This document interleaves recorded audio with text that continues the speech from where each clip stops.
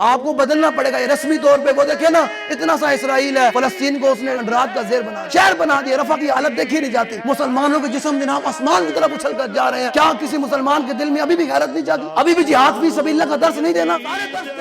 ये तो बताओ कि इमामुल अंबिया ने 27 ग़ज़वात में बनफ्स नफीस तलवार उठाकर शिरकत की। ये इमाम ने लिखा। हुजूर ने ग़ज़वा उहद के मौके पर तलवार बुलंद की, फरमाया ये कौन लेगा?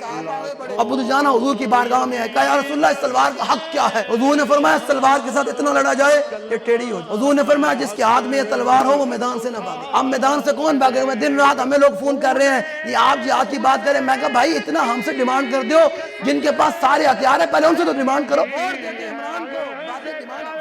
ये तो ना भागो ना स्टैक का कदम यूं भी और यूं भी, ऐसा तो ना करो।